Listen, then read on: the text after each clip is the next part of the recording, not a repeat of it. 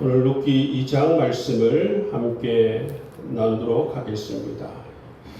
2장 1절 말씀을 보시면 나오미의 남편 엘리멜렉의 친족, 엘리멜렉의 친족에게 유력한 자가 있으니 그 사람의 이름은 보아스라고 그렇게 소개하고 있습니다. 그렇게 보아스에 대해서 소개를 하고 시작을 하고 있습니다. 그리고 나서 2절 말씀에서 내용이 시작되고 있는데요. 2절 말씀에 보시면 루시 그의 어머니 나오미에게 무엇을 자청하느냐 하면, 어머니, 제가 이삭을 주우러 나가면 안 되겠습니까? 그렇게 이삭 죽기를 자청하는 모습을 볼 수가 있어요. 그랬을 때 나오미가 이삭 죽기를 허락하는 모습을 볼 수가 있습니다. 여러분, 이 지금 룻이 모압에서 살다가 이곳으로 이사를 와서 완전히 다른 나라입니다. 완전 다른 동네예요. 이삭을 줍는다라고 하는 것은 사실은 구글과 비슷한 것이죠. 자기 땅도 아닙니다. 그죠? 자기 밭도 아니에요. 그죠? 그런 것을 지금 하러 룻이 자청하여서 시어미에게 묻고 가겠다고 하는 모습을 지금 볼 수가 있는 것이죠. 이 굉장히 어떻게 보면 이 이야기 속에서는 굉장히 쉬운 듯한 모습이지만, 여러분, 요즘 며느리에게 이런 모습을 찾아볼 수가 있을까요? 이렇게 하는 며느리가 있을까? 있겠습니까? 더더군다나 여러분, 지금 나오미가 재산이 있습니까? 능력이 있습니까? 아무것도 없어요. 아무것도 없습니다.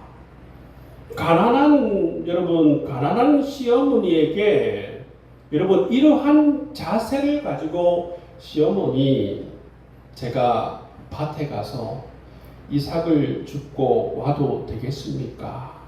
이러한 자세로 시어머니에게 묻고 그 허락을 구하는 며느리가 어디에 있겠습니까? 그런데 여러분, 이 룻의 여러분 자세를 한번 보세요. 태도를 한번 보십시오. 룻의 태도를 보시면 여러분, 굉장히 이 겸손한 이 며느리의 태도를 가지고 있는 모습을 볼 수가 있어요. 예를 들어서 여러분, 이 나오미가 굉장한 부를 소유하고 있는 시어머니이면 이해가 될 수 있어요. 시어머니의 부에 의해서, 그죠? 어떤 권력에 의해서 그 부나 권력에 눌려서 그렇게 될 수도 있지 않습니까? 그런데 지금 이 나오미는 어떤 권력도 없고 부도 없어요. 나오미에게는 남편도 없고 아들도 없습니다. 재산도 없어요. 그럼에도 불구하고 여러분, 룻은 나오미에게 깍듯합니다. 깍듯하게, 겸손하게 그 시어머니를 정말 깍듯하게 대하는 모습을 볼 수가 있는 것입니다. 그 태도가 너무나도 좋은 모습을 가지고 있다는 것이죠. 요즘에 보시면, 요즘 어떤 대기업에서 사람을 뽑을 때에 무엇을 중요하게 여기냐, 그러니까 이 애티튜드, 이 태도를 굉장히 중요하게 생각한다 그러더라고요. 사람의 태도, 무엇을 중요하게 여기느냐 하니까 태도를 중요하게 본다 그러던데, 이 룻의 모습을 통해서 보면 참 이 태도가 너무나도 좋은 모습을 가지고 있다는 거예요. 부를 가지고 있을 때나 가지고 있지 않을 때나, 돈을 가지고 있을 때나 가지고 있을 때 않을 때나, 권력이 있을 때나 없을 때나 늘 동일하게 똑같이 그렇게 자기 자신도 그렇고 상대방을 대해서도 똑같은 태도로 여러분 대할 수 있는 능력, 그 능력을 지금 이 룻이 가지고 있다는 것을 우리가 볼 수가 있다는 거예요. 여러분, 이게 쉬운 것 같아도 그렇지 않아요. 사람이 보면 여러분 어떤 자리에 의해서 변하는 사람들이 있어요. 돈이 있다가 여러분 갑자기 없다가 있으면 변하는 사람이 있죠, 그죠? 또 어떤 사람은 이 권력이 없다가 갑자기 생기면 변하는 사람이 있어요. 변하는 사람이 있습니다. 이전에는 연락이 잘 됐는데 갑자기 잘 되더니만 연락을 안 받는 사람들이 있어요. 우리 동기들 중에도 있습니다. 갑자기 잘 되더니만 연락이 안 돼요. 그런 사람들이 있어요.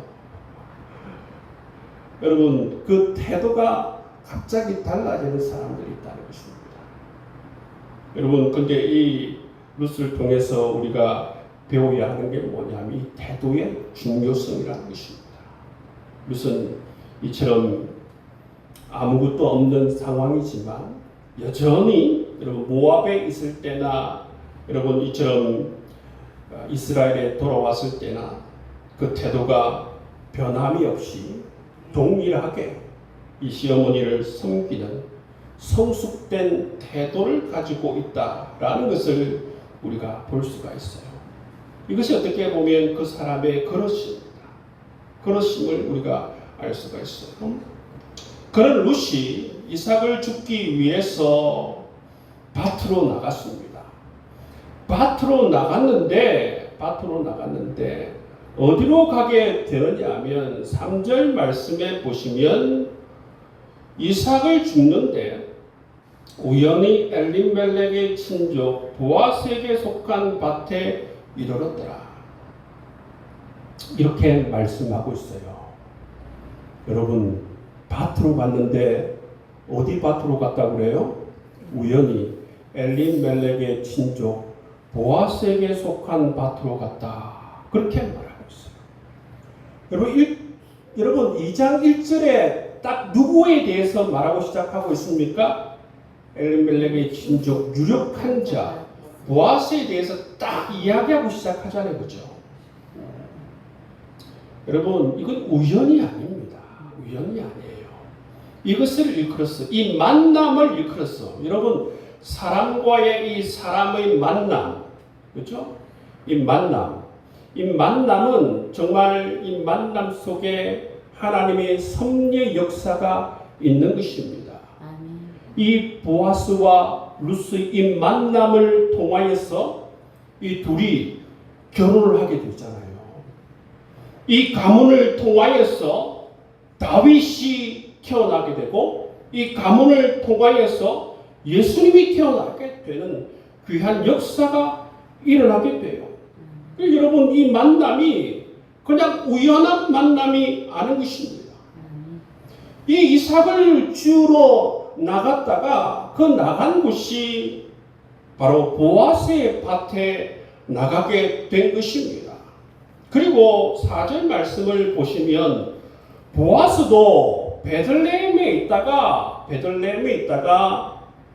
이 볼이 추수하는 이 시기를 만나서 바로 이곳에 오게 된 것을 볼 수가 있어요. 그죠? 이것도 우연이 아니죠. 베들레헴에 있다가 이 보리 추수 시기를 만나서 이곳에 와서 지금 누구를 만나게 된 것입니까? 룻을 만나게 된 것입니다. 그리고 뿐만 아니라 이 보아스가 이 밭에 나와 있는 이 소녀에게 관심을 가지게 되었다는 것입니다. 관심을 안 가질 수도 있었는데 이상하게 눈길을 가고 관심이 갔다라는 것입니다. 그래서 5절 말씀에 보면 보아스가 그 사환에게 묻습니다. 이는 누구의 소녀냐? 여러분, 이 모든 것이 바로 하나님의 섭리의 역사다. 여러분, 하나님의 섭리의 역사이기 때문에 이 모든 것이 착착 맞아서 이루어지는 것을 우리가 볼 수가 있는 것입니다. 이 사람과의 만남의 이 귀한 역사는 이처럼 하나님의 섭리 역사 가운데에서 이루어지는 것임을 믿습니다. 아멘. 여러분의 인생 가운데에서도 정말 하나님의 귀한 은혜의 역사 가운데에서 이 보아스와 루스의 만남처럼 귀한 만남의 역사가 일어날 수 있기를 주의 이름으로 축복합니다. 아멘. 이런 귀한 만남이 있어요. 만남의 축복이 너무나도 여러분 귀한 축복이에요. 진실된 여러분 친구들, 이 인생 가운데에서 정말 진실된 친구들이 인생 가운데 정말 5사람만 있어도 여러분 성공한 인생이라고 우리가 볼 수가 있어요. 이런 좋은 진실한 영혼의 친구들이 우리 삶에 있으면 얼마나 큰 축복이겠습니까? 이런 하나님의 축복이 여러분 이 루스에게도 임하는 모습을 우리가 볼 수가 있어요. 이 루스에게 엄청난 만남의 축복이 하나님의 은총 가운데에서 이루어진 것을 볼 수가 있는 것입니다. 그래서 이 사환이 이 소녀에 대해서 이야기해 줍니다. 이 소녀가 누구냐 물으니까 이 사환이 대답해 주기를 아침부터 나와서 이 모압 소녀인데 아침부터 나와서 열심히 이삭 줍기를 하고 있습니다. 그러니까 이 보아스가 룻을 불러서 말을 합니다. 8절 말씀해 보시면 보아스가 룻을 불러서 이야기하는데 뭐라고 합니까? 이삭을 주우러 다른 밭에 가지 말라. 여기서 떠나지 말고 나의 소녀들과 함께 있으라. 내가 우리 소년들에게 너를 건드리지 말라고 내가 말을 할 테니까 여기 있으라. 그리고 목이 마르면 우리 소년들이 길러온 물을 마셔라. 이렇게 이제 이 룻에게 보아스가 호의를 베푸는 모습을 볼 수가 있습니다. 이 보아스가 이런 호의를 베푸니까 이 룻이 너무나도 의아한 것이죠. 의아한 것입니다. 그러니까 이 룻이 뭐라고 하는 것입니까? 10절 말씀해 보면 룻이 엎드려 얼굴을 땅에 대고 절하며 이르되 나는 이방 여인이거늘 당신이 어찌하여 내게 은혜를 베푸시며 나를 돌보시나이까. 그렇게 말하죠. 그죠? 그러니 보아스가 뭐랍니까? 내가 다 안다. 다 안다. 그죠? 다 안다. 11절 말씀에 오면 이 룻에 대한 이야기를 들어서 안다는 것이죠. 그죠?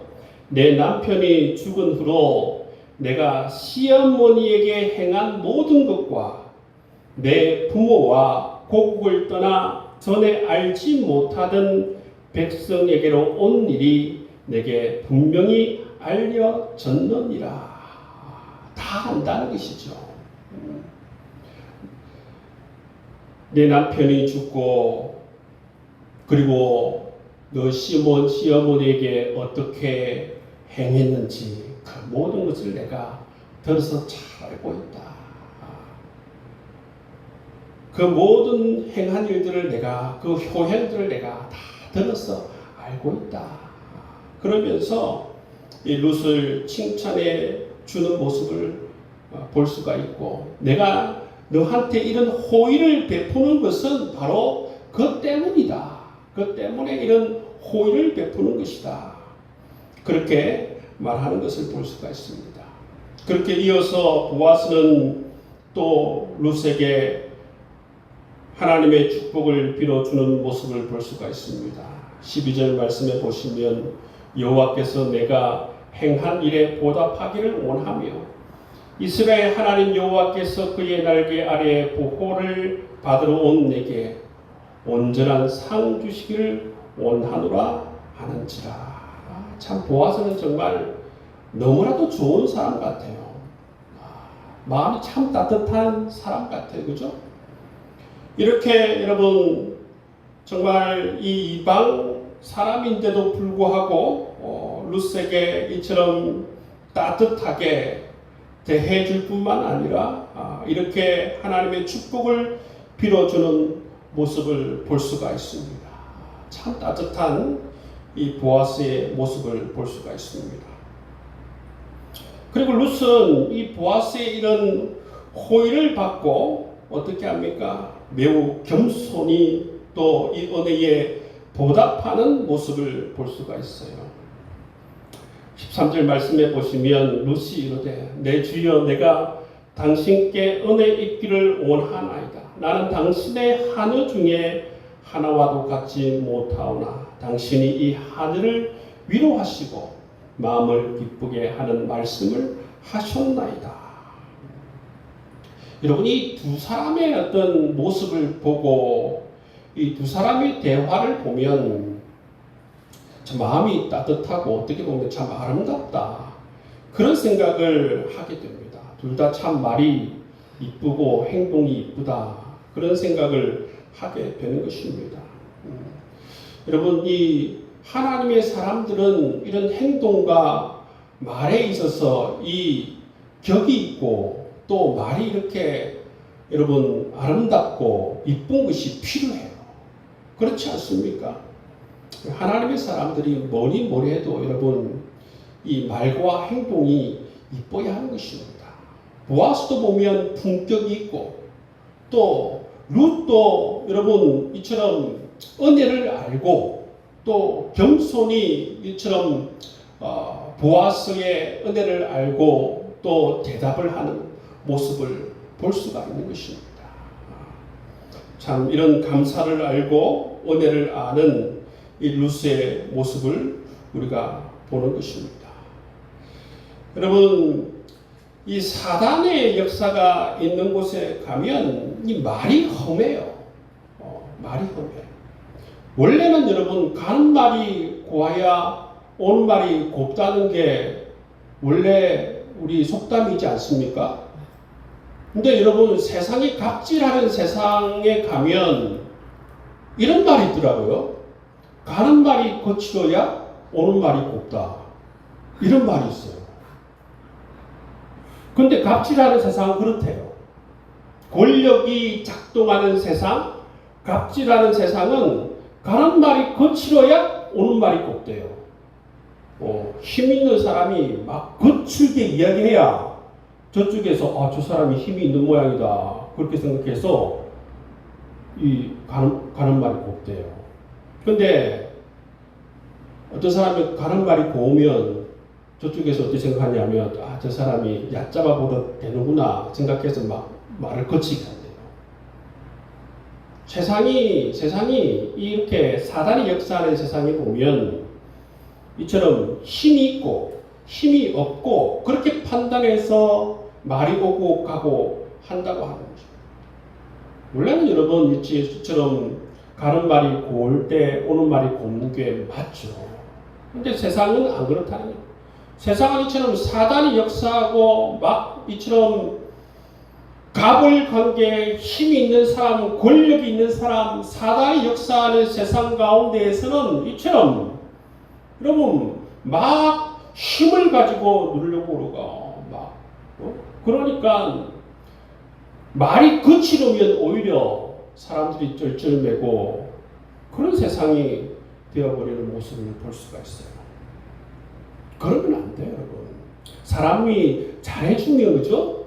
잘해주면 잘해주는 줄 알고 저쪽에서도 잘해줘야 되는데 잘해주면 어떻습니까? 저런 사람은 그냥 대충 대해줘도 된다 이렇게 생각하는 사람들이 있는 모양이에요. 그러면 안 됩니다. 사람들이 잘해주면 나도 잘해줘야겠다 이렇게 생각해야죠. 여러분들도 가는 말이 고울 때에 여러분들도 고운 말을 하고 그럴 수 있길 바랍니다. 아멘.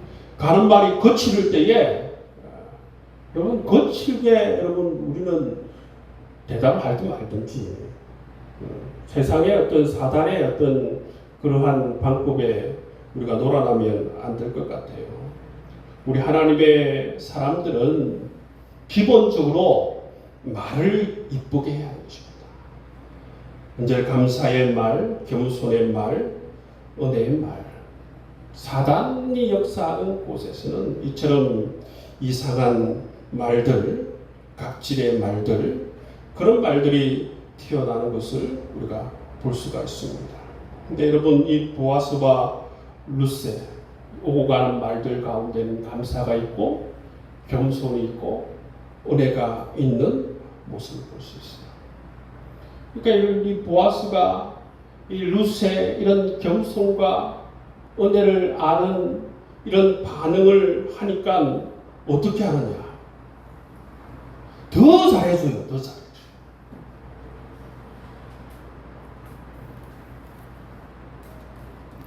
룻세에게 여러분 이삭을 주우러 다른 밭에 가지 말고 소년들에게 너를 건드리지 말라고 내가 얘기했고 물이 필요하면 여기서 먹으라 그렇게 호의를 베풀었잖아요. 그죠?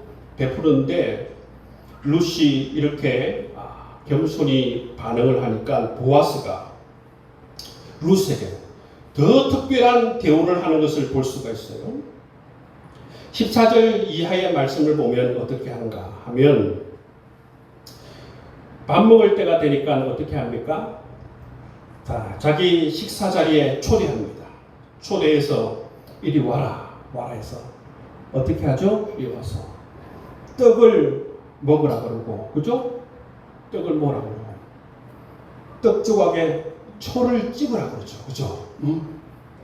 그냥 먹으라 하면 되는데 가만히 놔두면 되는데, 그죠? 초를 찍으라 그러죠. 우리나라 말하면 뭐랍니까? 조총입니까? 조총을 찍으라 아니면 꿀을 찍으라 이렇게 구체적으로 말을 해주는 것을 볼 수가 있죠. 그렇게 또 말을 하고 또 볶은 곡식을 또 주고 또 이렇게 할 뿐만 아니라 또 15절 말씀에 보시면 또 곡식단 사이에서 죽게 하고 또 어떻게 합니까? 책망을 하지 마라. 죽을 때에 꾸짖지 말라. 그렇게 하죠. 그죠?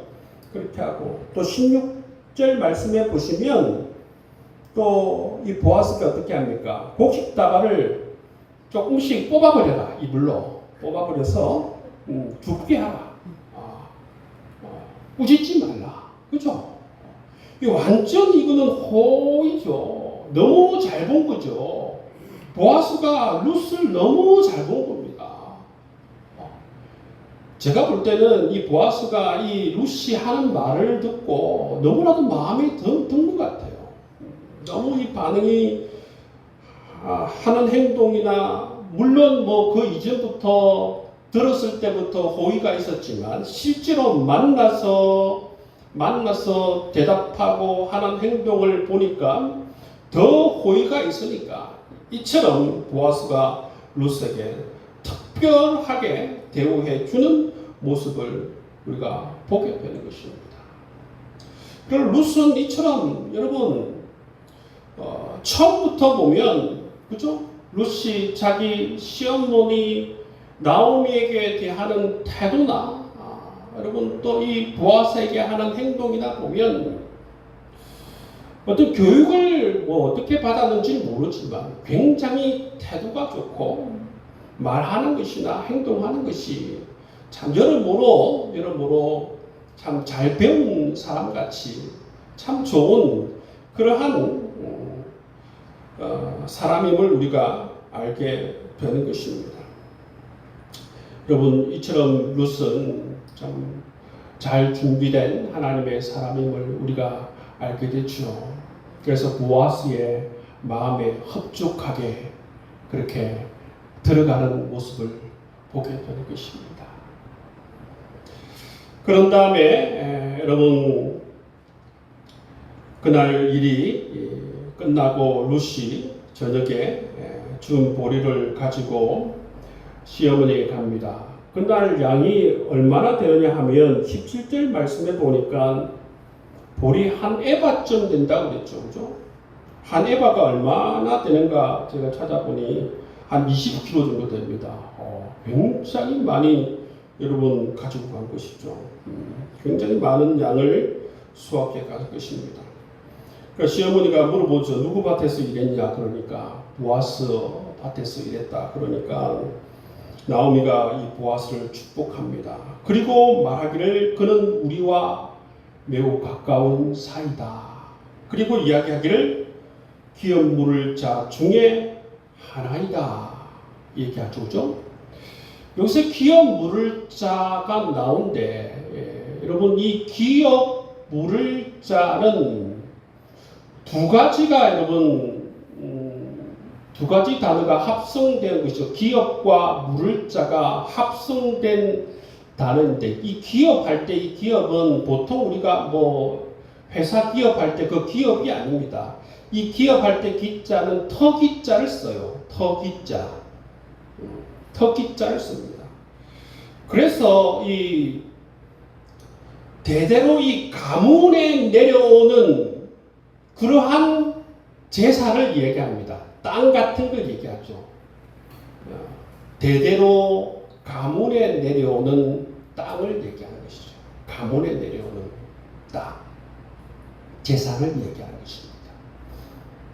그렇기 때문에 이 기업을 무른다라는 것은 뭡니까? 다시 찾는다는 것이 그런 것을 뜻하지 않습니까? 기업을 무른다.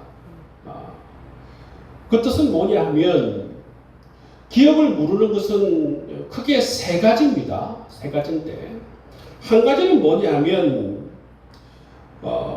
첫 번째는 뭐냐 하면 친족의 형제가 여러분 아내가 홀로 남기고 여러분 고인이 되었을 경우 지금 이 룻처럼 그죠? 룻처럼 형제가 죽고 룻처럼 홀로 남았을 때에 이 고인의 가장 가까운 친족 중에 한 사람이 그를 아내로 맞이하여서 아들을 낳아주는 거예요.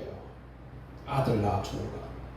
그래서 그 고인의 이름으로 유산을 그 기업의 유산을 계속 이어나갈 수 있도록 그렇게 도와주는 역할을 하는 것을 일컬어서 기업을 무른다. 그 첫 번째 경우이고 두 번째는 뭐냐면 친족 중에 한 사람이 가난해서 누구의 종으로 팔렸을 때에 그 돈을 지불하고 그 사람을 다시 그 종에서 해방시켜 주는 것을 일컬어서 또 이제 기업을 무른다. 그 사람 자체를 이제 종에서 다시 찾는 것을 일컬어서 기업을 무른다. 세 번째는 뭐냐면 그 친족이 가지고 있었던 밭 같은 것, 그죠? 땅을 이제 팔렸을 때에 땅을 대신 찾아주는 것. 그것을 이제 다시 이제 기업을 무른다. 그런 경우를 우리가 볼 수가 있습니다. 이처럼 혼자 되었을 때에 아들을 낳아주는 것, 종이 되었을 때에 종에서 해방시켜주는 것, 땅이 팔렸을 때 땅을 찾아주는 것. 이런 경우를 일컬어서 기업을 무른다라고 우리가 볼 수가 있습니다. 지금 여기 경우에서는 기업을 무른다고 했을 때는 여러분 아들을 낳아주는 것, 그죠? 아들 낳아서 그 대를 잇게 하는 거죠. 왜 그러냐 하면 여러분 왜 여러분이 특별히 이 유대 사회에서 이런 문화가 있을까요? 왜 그러냐면 11지파에게 여러분 그 지파에게 그 가문별로 그 가족별로 땅을 나눠주잖아요, 그죠? 땅을 나눠줍니다. 땅을 나눠주는데 만약에 형제가 없이 없어지면 어떻게 됩니까? 그 집안에 있는 땅은 다른 어떤 위에 있는 형제에게 그 땅이 들어가 버리겠죠. 그런 현상들이 생겨나기 때문에 그 집안의 땅을 계속 그 집안에게 주기 위해서, 그 형제의 집안에 주기 위해서 여러분 이런 어떤 기업을 무르는 그러한 제도가 생겨나고 있는 것을 볼 수가 있어요. 그 유대 사회에서 제일 강조하는 게 뭐냐 하면 형제 사랑이라는 그러한 특징이 있어요. 형제 사랑. 그런 것을 굉장히 강조하는 것을 볼 수가 있어요. 이스라엘 여러분 법에서 보면 굉장히 강조하는 것이 형제 사랑입니다. 요즘 보시면 이스라엘과 여러분 이슬람에서 전쟁을 할 때도 보시면 이스라엘도 제일 강조하는 게 여러분 형제 사랑이고 이슬람권에서도 여러분 똘똘 뭉치면서 강조하는 게 뭡니까? 형제 사랑이에요. 그들이 하나 되게 하는 게 그런 원리를 가지고 있지 않습니까? 여러분 우리가 여기서 기업을 무른다라는 이 의미가 여러분 보시면 굉장히 특별한 그러한 의미를 가지고 있는데 이것은 그야말로 하나님 백성들은 형제를 생각하고 형제를 위해서 이처럼 희생을 치르는 모습을 볼 수가 있어요. 형제의 집안을 위해서 희생을 치루어서 형제의 기업을 계속 찾아주고 형제의 기업을 계속 있게 하는 그런 모습을 우리가 볼 수가 있다는 것이죠. 여러분 우리가 지금은 어떻게 보면 여러분 이런 기업 문화를 가지고 있진 않지만 이런 어떤 형제 사랑의 의미가 여러분 다른 의미를 가지고 있지만 그럼에도 불구하고 우리는 예수 그리스도 안에서 한 형제와 한 자매된 그러한 사이인 줄 믿습니다. 여러분 우리가 그러한 예수 그리스도 안에서 한 형제와 한 자매된 그러한 사임을 깨닫고 정말 이 시대 가운데에서도 서로가 서로를 위해서 여러분 기도하고 서로가 서로를 위해서 진정으로 생각하며 여러분 서로가 서로를 도우면서 살아갈 수 있는 저와 여러분 될 수 있기를 주님의 이름으로 축복합니다. 아멘. 주님께서도 그걸 원하실 거예요. 여러분 진정으로 주님께서 원하시는 것이 바로 정말 우리가 서로를 생각하고 서로를 위하고 살아가는 것을 하나님께서 원하실 것입니다. 아멘. 여러분 그럴 수 있는 저와 여러분 될 수 있기를 주의 이름으로 축복합니다. 아멘. 우리 장로님, 권사님, 우리 집사님 저를 보세요. 제가 여러분들을 늘 생각하고 기도하고 그런 줄 아시죠? 예. 늘 그런 마음 가지고 서로를 격려하고 위로하고 기도하며 살아갈 수 있기를 바랍니다.